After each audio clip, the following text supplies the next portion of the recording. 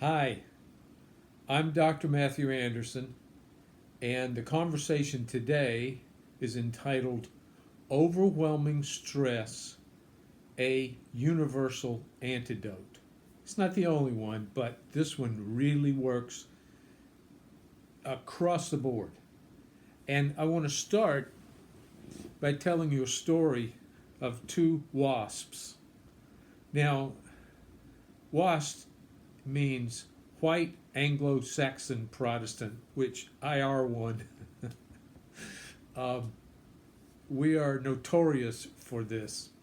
So Bob and Joe are two good friends, and they take a walk on the beach one day. They're both WASP, of course.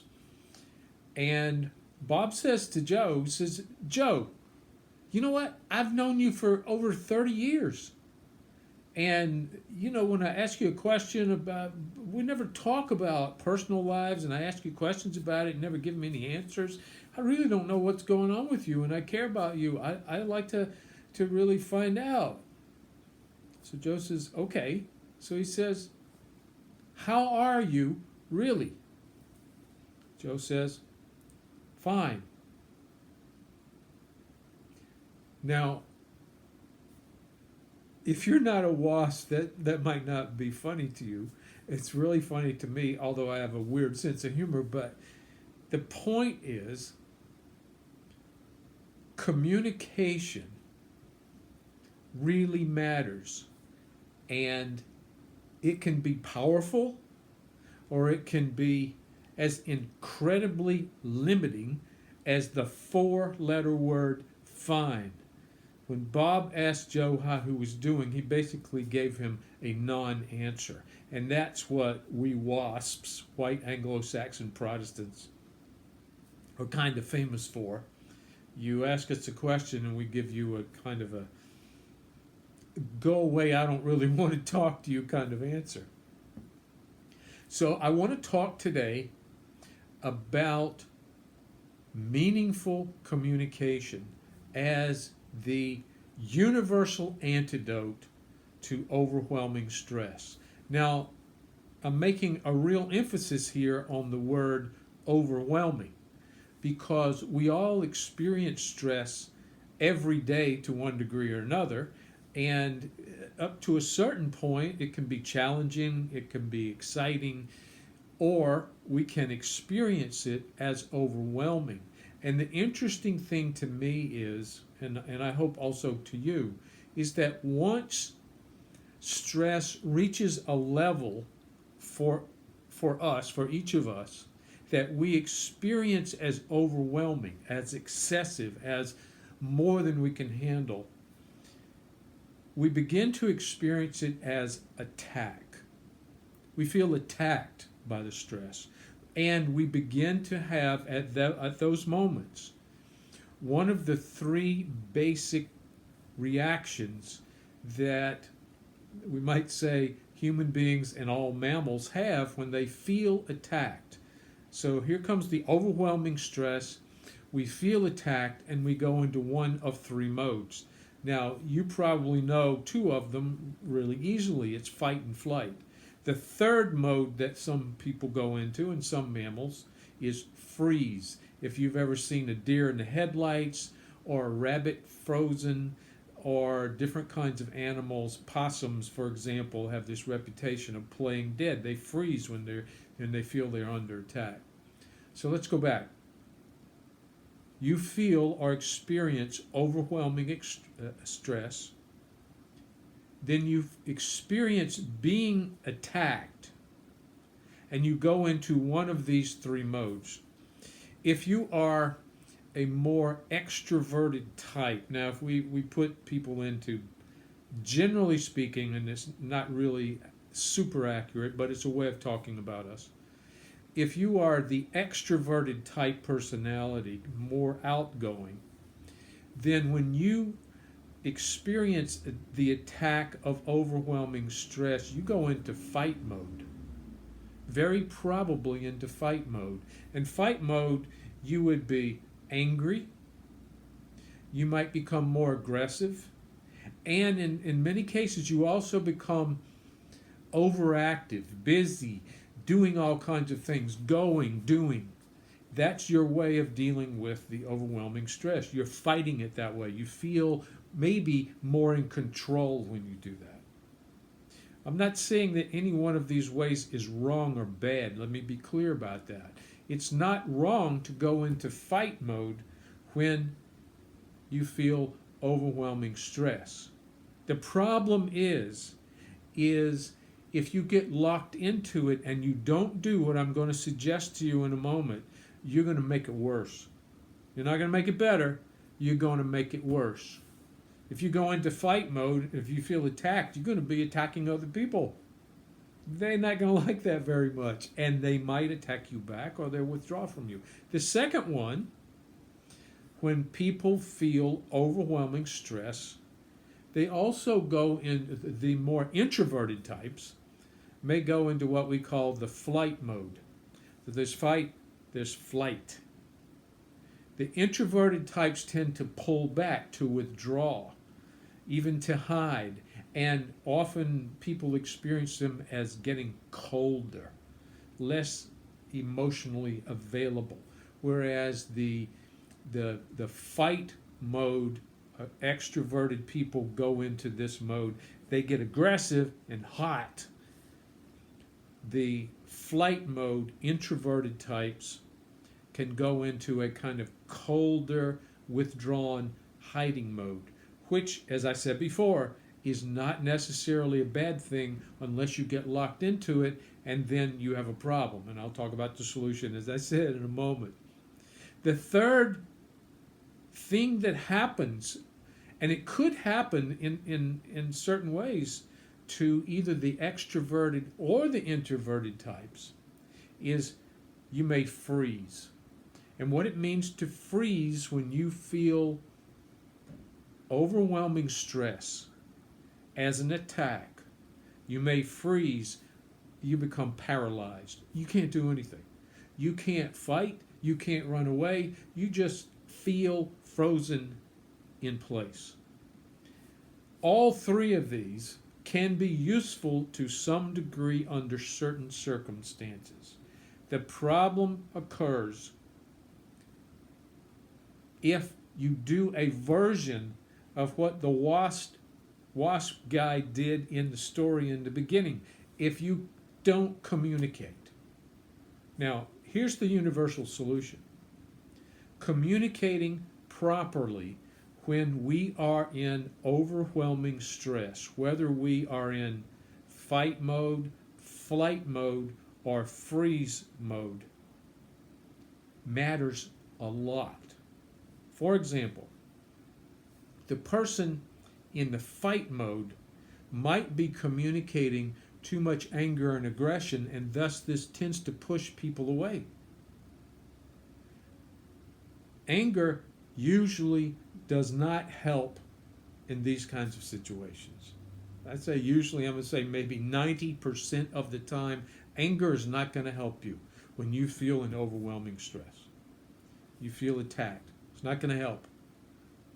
What do you need? What does the extroverted person, the person who went into fight mode, what do they need to do that's really going to help them deal with overwhelming stress in a productive way? You're not going to like this communication. I'm telling you, if you're one of those extroverted people, you will not like what I'm going to suggest, but I promise you, it will help. It will help. What you have to do, if you're the fight type person, is you have to say two words, or the essence of two words. Those two words are, help me. Help me. Now, that's not what the fight person wants to do. They want to go like this and fight this thing and just punch it out. It's not going to work for you. What you have to do is the opposite. As Carl Jung, the psychologist, used to say, we have to go to the opposite of the superior function. We have to go to what we would call the inferior function.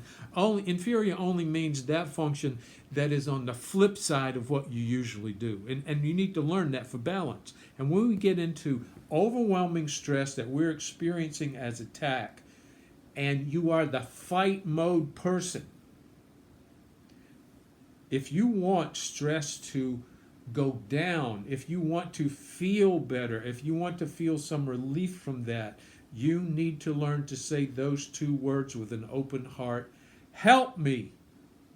Help me, to the people who can help. And in your case, they're probably all around you, and you're not acting like you need help. You're getting angry, you're punching at people emotionally, physically, psychologically, mentally. You're pushing them away. It's not going to help you. It's not going to help. You need to say those two words. Help me. I told you wouldn't like it, but it is what works. It really, I promise you, it really works. Number two, if you go into flight mode and you are the withdrawn type, if you hide, if you get cold, you hold back. You're more introverted in your reaction to experienced attack or overwhelming stress. And you go into flight mode, that runaway thing that you do that helps you in so many other situations. You need to go to the opposite place also, as Carl Jung would say about you. Go to your inferior function, meaning the opposite of what you usually do is what often helps us when we get under these extreme circumstances. The opposite, not what you used to. What's the opposite for the introverted, withdrawn type in this situation? 4 words. You get a benefit of 2 more words. Can I help you? That's what we need to say if we're introverted, hiding person, and we're under all the stress. We need to say, can I help you? I know that sounds like to the introverted person, oh God, one more thing I got to expend my energy. I'm telling you, once you experience yourself as being able to actually help someone else, you're going to feel a lot better. You're going to feel empowered by that. So you don't have to run away. And it's one of the things that we need to be doing in the midst of a countrywide overwhelming stress situation where so many people feel under attack, is to say, can I help you? Can I help you? It's the opposite of what you might feel or think at first. I know you're not used to it, but I promise you, as you begin to do that and you see the result in the other people around you who might say, thank you, I appreciate, wow, thank you very much. You're going to feel empowered. You're going to feel strong enough to get out of your hiding place and make a difference. And inside, you're going to feel a difference too. So that's the fight. That's the flight. The third one, which in my experience could happen to either overwhelmed extroverts or overwhelmed introverts, is it gets so intense, it takes you past all of your resources, you freeze. You feel paralyzed. Now, in the animal world, as I said before, sometimes that suddenly still way of being can let the danger pass. But in many overwhelming stress situations that we experience as attack, it's not going to help. Maybe right at first we might feel a little bit safe, but being paralyzed in the midst of this kind of situation makes us unable to help ourselves or anybody else. So you're the ones who don't even have to say anything at first. Here's the secret. If you are frozen, if you're feeling paralyzed, at first, What you need to do, and I'm serious about this, it's only one thing. You need to move. You need to move your body towards or away from something. You need to get off the dime of being stuck in the middle. That paralysis will begin to dissipate as you move. And it might mean simply as something simple as getting up in the morning and taking a walk before you start your day, to get your body moving. Once you get your body moving, then you can choose for you one of the two statements I offered the other two groups. You can either say, help me, or can I help you? And you will find that that begins to change you from paralysis to an increased experience of power, so that you feel you can move, you can do, and you're not stuck in your frozen state. So to reiterate, communication really, really matters in overwhelming, stressful situations that we begin to feel attacked.